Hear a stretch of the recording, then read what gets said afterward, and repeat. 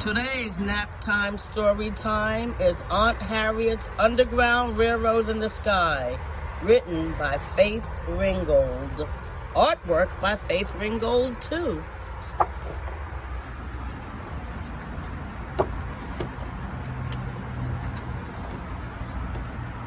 Aunt Harriet's Underground Railroad in the Sky.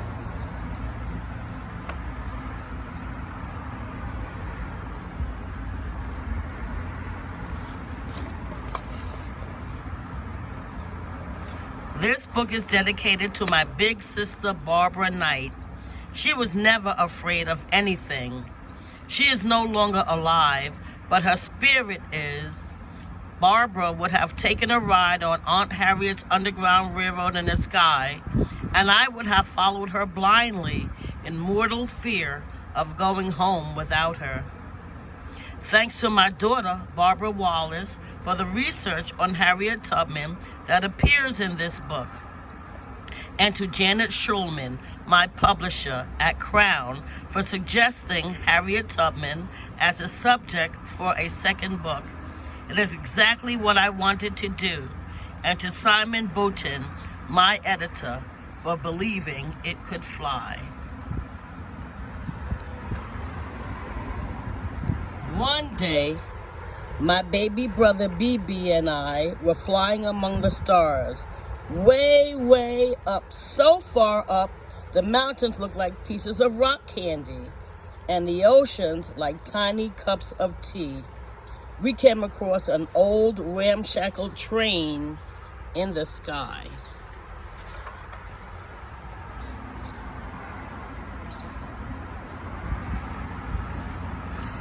A tiny woman in a conductor's uniform appeared on the steps of the train and announced the schedule. All aboard! All aboard! Maryland, Delaware, Pennsylvania, New Jersey, New York, Niagara Falls, Canada. All aboard! All aboard! Hundreds of bedraggled men, women, and children filled the sky and boarded the dusty old wooden train. No one spoke. It was like watching a silent movie. "Come on, Cassie," BB said, jumping up on the train. "Let's take a ride." Go free north or die. "Get off that train, BB. I'll tell Mommy and Daddy, and you will be in a world of trouble," I yelled. But the train quickly moved off through the sky and disappeared. All I could see now were flashing lights, sending a threatening message through a sea of clouds. Go free north or die. Go free north or die. Go free north or die. "BB, come back. Mommy and Daddy will never forgive me for letting you go," I screamed. Then the woman conductor's voice came like a soft whisper in my ear. "Hello, Cassie. I am Harriet Tubman. People call me Aunt Harriet because I take care of them. During slavery, I carried hundreds of men, women, and children to freedom on the Underground Railroad, and never lost a passenger." Captain Bondage. "Let me tell you about slavery, Cassie," Aunt Harriet said. "We were brought here from Africa as slaves to work long hours on plantations for no pay. More of us died on the ships coming over than ever reached the shores. If we tried to escape and were caught, we might have a foot cut off or get sold away from our families. And then we never saw our families or friends again. A legal or church marriage was not allowed, so instead a man and woman would jump the broom. It was against the law for a slave to learn to read or write.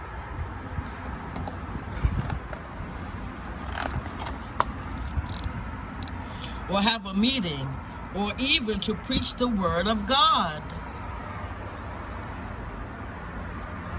Every 100 years, that old train will follow the same route I traveled on the Underground Railroad, so that we will never forget the cost of freedom.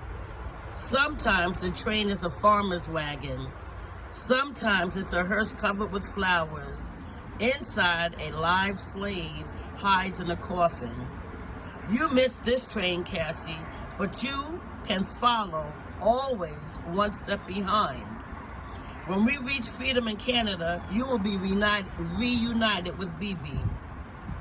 Cassie, though you can fly, being a slave will suck you to the ground like quicksand. You will have to walk many miles through the woods and waters on blistered feet. And there will be bounty hunters eager to collect the reward on your head. Follow the North Star. In daylight, look for moss growing on the side of the tree that faces north. Along the way, there will be Underground Railroad agents to give you a place to stay, clean clothes, and food. But until you reach Canada, you are not safe. Go and don't turn back. And remember, if you are caught, you will be severely punished. First, you must escape from the slave plantation. Tell no one. Wait until night falls so you will not be seen. Then follow the trail through the woods to a gray farmhouse on the river. Your first night will be the hardest. Listen carefully to the song of the birds. When you are in danger, their song will become screams that only you can hear. Then you must stop and head in the opposite direction. When you lie down to rest, you will hear me sing the old spiritual. Go down, Moses, way down in Egypt land. Tell old Pharaoh, let my people go. Let me lullaby you on to sleep. When I stop singing and you hear the birds scream, wake up, move on. I reached the gray farmhouse on the river. I slept in the farmer's attic. It was dark and scary. Cobwebs hung from the ceiling like gray ghosts, but the farmer and his wife were very kind. There was a note under the pillow. Dear Cassie, I am very frightened, but I am a big boy and I will not turn back. Love, BB. Then Aunt Harriet's voice came on like a gust of wind.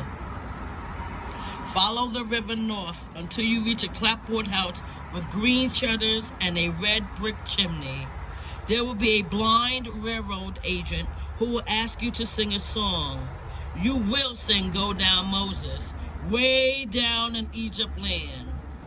Tell old Pharaoh, let my people go. She will give you food and a place to sleep. By nightfall, you must be on your way through the woods. I found BB's baseball cap floating in a swamp. It was worn to shreds. I squeezed the mud out of it. Leave the cap, Cassie, Aunt Harriet's whispering voice said. Go on to a weather-beaten frame house with a star quilt flung on the roof. If you don't see the quilt, hide in the woods until it appears. Then it is safe to go in. The next night, follow the road to the bridge, several miles away. I traveled through the woods and swamps. I was cold, wet, and very hungry, but I could not turn back. When I reached the bridge, I hid in a graveyard on a hill overlooking the river. It was there I found BB's toy soldiers and a set of baseball cards buried alongside the grave of a boy BB's age. I was too afraid to cry. I lay awake until I heard Aunt Harriet's familiar whisper. Wait for the railroad agent disguised as a gravedigger. He will say, I bring you a ticket for the railroad. Now, the tears came streaming down my cheeks like rain. I would see BB soon, soon, soon. In a tiny yellow house on the edge of the city, a little girl my age gave me a ticket for the steam car and sewed a fake pass to freedom she had made on my undershirt. It read, Cassie Louise Lightfoot, freeborn in New York. Show that to anyone who tries to take you back to the slaves' plantation, she said.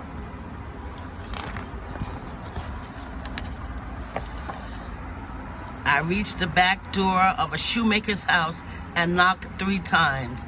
That time, I slept in a secret room behind a bookcase. BB had been there and left another note. Dear Cassie, I have a new baby sister. She was born today.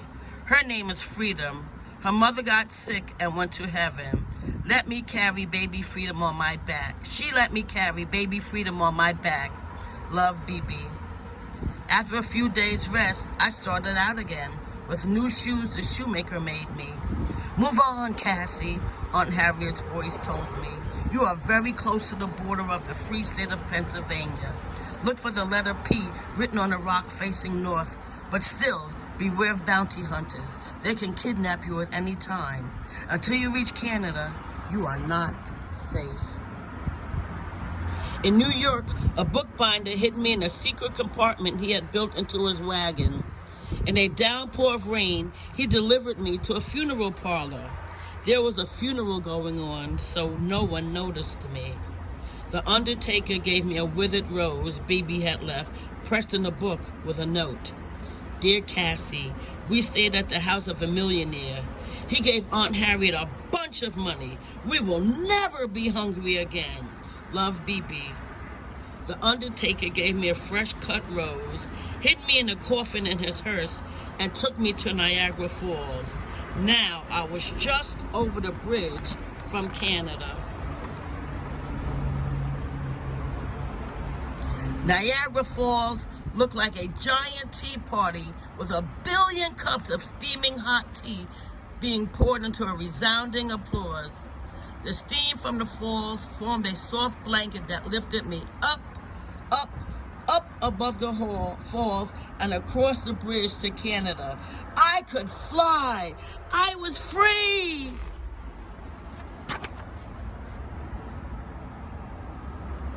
I could see Aunt Harriet and BB with baby Freedom still tied to his back, the passengers on the Underground Railroad, and women all dressed in white, flying in a huge circle around them. We're free! We're free! We have shook the lion's paw, Aunt Harriet yelled in a voice that shot through the air like a joyous bolt of lightning. And let my people go, the others sang out.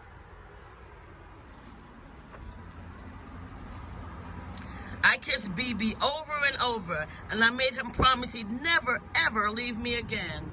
I love you, Cassie, but I had to go, BB said. Freedom is more important than just staying together. And what's more, I got to ride on the Underground Freedom with Harriet Tubman. Now I know what our great-great-grandparents survived when they were children. That day, there was a big feast and a quilt celebrating the 100th anniversary of Harriet Tubman's first flight to freedom hung in the sky. People came to eat, dance, and sing praise to Aunt Harriet for taking us from slavery to freedom and for being the Moses of her people.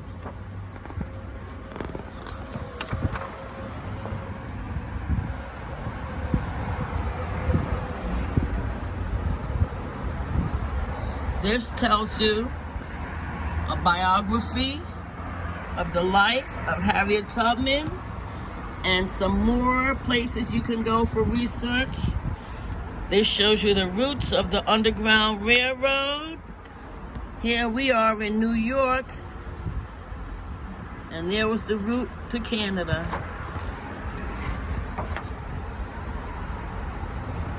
And as I always tell you at the end of the story, now, go take your nap.